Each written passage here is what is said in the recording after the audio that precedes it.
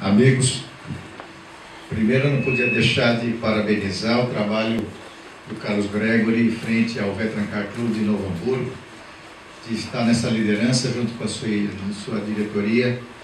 É um desafio a gente estar na liderança e organizar um evento da envergadura que vocês organizam. Isso é uma tradição que já tem o Rio Grande do Sul, de fazer uma área coberta, o maior evento em área coberta do país, que está do Mercosul.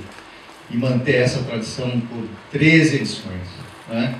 E o Rio Grande do Sul está tendo, sempre teve a importância, e mais ainda agora, com esse destaque desse evento, de ter a iniciativa da diretoria da Federação Brasileira de Livros Antigos, aqui da diretoria do Rio Grande do Sul, de fazer, que nós amanhã teremos o primeiro workshop regional de capacitação de avaliadores para certificação de originalidade, um trabalho dos nossos diretores da FBVA, no sentido de implantar e normatizar com mais clareza os avaliadores com relação às certificações de originalidade.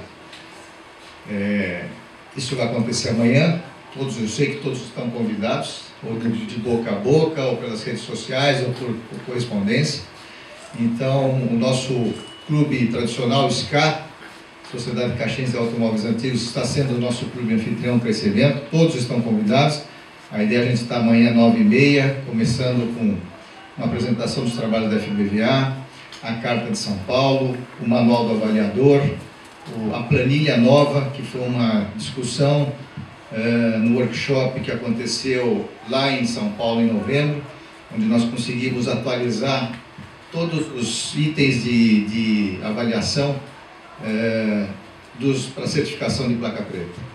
Isso foi um trabalho de 140 pessoas, onde nós tivemos 8 comissões, e que nós conseguimos talvez atender os anseios de toda a comunidade, os representantes de toda a comunidade, para que pudéssemos ter uma avaliação agora com um critério diferenciado, acho que mais atualizado. Talvez vocês aqui no Rio Grande do Sul não passaram ainda por um momento que nós passamos em São Paulo, que foi quando foi implantada a inspeção de emissão de poluentes, o controlar.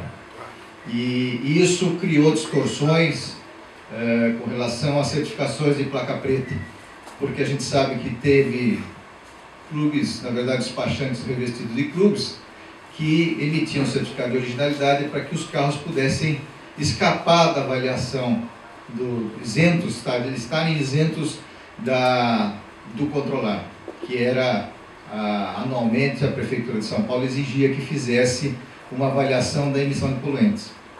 E isso criou aberrações de carros com placa preta que não deveriam ter placa preta. Então, nesse sentido, a gente, em 2005, quando foi criado todo o Manual do Avaliador, a Carta de São Paulo de 2005, primeira Carta de São Paulo, a gente tinha uma avaliação muito mais purista. Nós tínhamos uma ideia de fazer o certificado de originalidade dentro da ideia de originalidade. E eu reforço o seguinte: a originalidade aconteceu, o certificado de originalidade aconteceu em 97, por quê? Porque na verdade o estudo começou antes de 97, mas efetivamente nós tivemos que nos preocupar muito em 98. Até 97 a Federação Brasileira tinha um trabalho, sim, de tentar agregar, organizar os eventos, mas em determinado momento, em 97 para 98, o CONTRAN, DENATRAN, determinou que todos os carros passassem a ter cintos de 3 pontos, tivessem encosto de cabeça, brake light e retrovisor do lado direito. E nós vimos que, quando nós escutamos a publicação dessa exigência de governo, nós víamos que nós íamos ter problemas com os automóveis antigos, que era problema de originalidade. Mas originalidade no sentido da segurança. E a gente sabe que o DENATRAN, a CONTRAN, tem muita preocupação com relação à segurança. E nós, então, por intermédio de um trabalho que eu estava na diretoria do Clube Chevrolet, a General Motors, nós temos uma relação muito próxima com a General Motors, e nós conseguimos, pelo diretor de Relações Governamentais da GM, trazer o então presidente do DENATRAN, que é o José Roberto Souza Dias, para que pudesse vir ao Encontro Paulista, em Águas de Lindóia, e que nós pudéssemos mostrar para ele o porquê não daria para se instalar os cintos de 3 pontos, encosto de cabeça e etc. Principalmente esses itens. E ele veio E nós mostramos isso.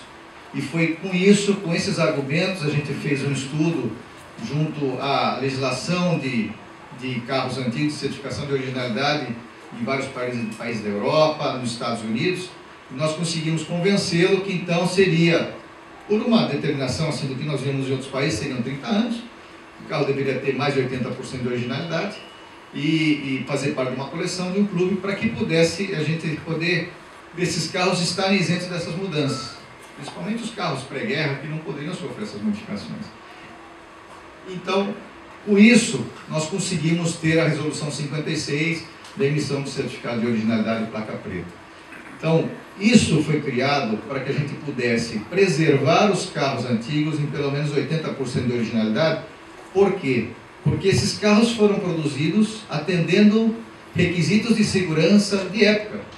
Então, por que eles teriam que sofrer essas modificações? Isso poderia comprometer a segurança dos carros e dos seus ocupantes. Então, foi com esse intuito.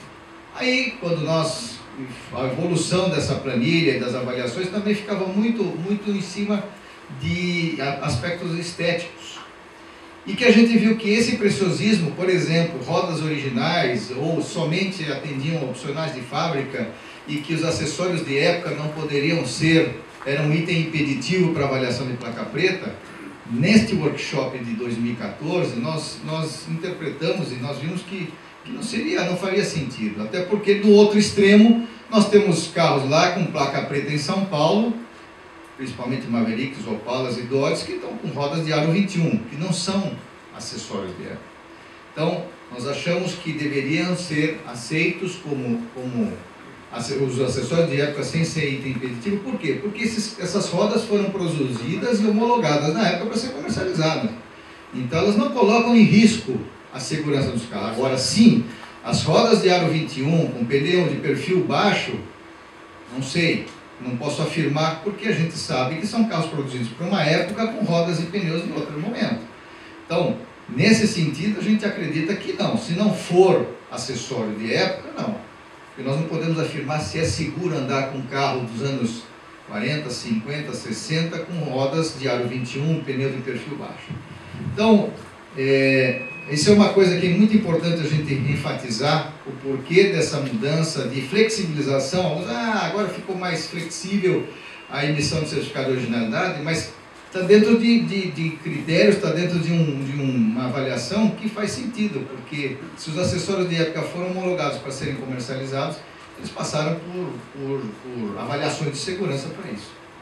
Então, essas mudanças que nós fizemos, já nós estamos preocupados, porque nós vemos, eu estive em Budapeste, numa Assembleia Geral da FIVA, a FBVA é membro da FIVA, Federação Internacional de Veículos Antigos, e existe cada vez mais a restrição de circulação de veículos antigos em vários lugares do mundo. Então, ano passado foi em Portugal, esse ano foi na França, em Lisboa, em Paris, e existe uma preocupação muito grande da gente não chegar a isso de uma forma muito à vontade de governo, restringir a circulação. Se na Europa aconteceu, imagina conosco, né? Então vai chegar algum momento. E para vocês terem uma ideia, a FIVA teve que, depois do que aconteceu ano passado em Portugal, e aí veio o momento na França, nesse interim do ano passado para esse ano, a FIVA contratou uma empresa de consultoria para poder fazer um estudo, uma pesquisa de mercado do hobby do carro antigo. Então, assim, qual é o perfil do colecionador, faixa etária, formação acadêmica, quantos carros ele tem, com que frequência ele usa esses carros, ele viaja, ele vai nos eventos rodando, ele vai com o carro embarcado, quantos eventos ele vai por ano, quantos quilômetros ele roda por ano. Fizeram uma estatística de quantos carros sofriam acidentes, carros antigos sofriam acidentes nas vias públicas europeias, quantos quebravam nas vias públicas europeias. Então, por quê? Porque num primeiro momento o público em geral olha assim: carro antigo está soltando fumaça, carro antigo quebrou na via, carro antigo bateu. Porque chama atenção você ter um carro antigo sofrendo essas situações, né? E isso criou uma formação de opinião de que aquilo lá era prejudicial ao tráfego, ao meio ambiente e assim por diante. Quando saiu essa pesquisa de mercado, pesquisa de mercado, eles verificaram que que a gente já sabe, né, que a porcentagem de veículos antigos que circulam em relação à frota europeia é uma coisa muito insignificante. Então, agora, documentado com isso, é que eles argumentaram na França e agora estão apresentando também em todos os órgãos de trânsito e de emissão de poluentes na Europa toda. Então, nós também vamos ter que começar a nos preocupar com isso, porque pode chegar um momento que venham a fazer restrições. Qualquer momento nós vamos voltar a controlar nas grandes capitais, vamos ter avaliação de segurança veicular nas principais capitais, e nós temos que estar preparados para isso. Então, flexibilização, ou talvez a gente pensar naquilo que nós estamos falando lá no workshop. A placa preta, que será talvez uma placa branca de letra cinza a partir de 2017, com a implantação dos países do Mercosul, a placa do Mercosul, nós vamos entender que essa placa será uma placa de coleção. E a placa de coleção vai ser dada para veículos para atender requisitos de governo, de legislação. O preciosismo de nós termos uma placa preta por itens de estéticas originais, pelo alto índice de originalidade do carro, foi aí que nós lançamos a ideia de criar a placa preta de veículo histórico da FBVA. E aí são veículos que realmente têm um valor histórico. E a placa de coleção para o efeito de Denatran e para todos os órgãos de trânsito do Mercosul será para atender esses requisitos de governo. Então, se vier inspeção veicular, se vier inspeção de emissão de poluentes, inspeção de segurança, essas placas que nós chamamos hoje de coleção e que serão brancas de letra cinza é que vão atender isso. E os preciosismos, os detalhes mais dentro do nossa filosofia de originalidade vai ser essa placa, que não vai ser obrigatória, vai ser mais para dar uma distinção a esses carros que têm essa notoriedade de originalidade, né? Então, enfim, é um trabalho que nós estamos fazendo. Fico contente que nossa diretoria são mais de 40 pessoas que estão aí abnegadas, trabalhando em prol de toda uma comunidade, que eu sempre falo agora nas apresentações, nós somos talvez 400 confrarias, agremiações e clubes de carro antigo no Brasil todo. Desses aí, 140 são clubes federados. Um público que a gente entende de aficionados e colecionadores, de 150 mil colecionadores e aficionados de carros antigos. O negócio do carro antigo, entre eventos, restauração, importação, venda de automóveis, enfim, nós entendemos que é um mercado hoje de 200 milhões de reais, bem de forma conservadora. Para vocês terem ideia, na pesquisa de mercado da FIVA, a União Europeia corresponde a esse negócio em 3 bilhões e 800 milhões de euros. Né? Então, eu acho que tem uma importância muito grande esse trabalho, é um segmento que tem gerado mão de obra especializada, vai demandar mais mão de obra especializada, é um hobby que hoje muitos estão vendo como investimento, então tende a crescer, a gente vê pelos números de eventos, nós falamos que deve ter no Brasil todo algo como 800 eventos semanais, mensais, anuais, trimestrais, enfim, fim de semana, no Brasil inteiro. Nós temos só 52 fins de semana, no melhor das hipóteses, então você imagina como é que é tentar participar de tudo no Brasil inteiro. Eu devo ir agora em setembro para o sertão do Nordeste lá e do Ceará, em Crato, porque tem um clube de carro antigo que faz um evento impressionante lá no sertão do Nordeste e pediram para que eu esteja lá presente. E eu vou lá para ver essa realidade diferente do Brasil. Muito obrigado, parabéns Carlos Gregory, parabéns a todo o Veteran Car Club de Novo Hamburgo por esse trabalho de vocês.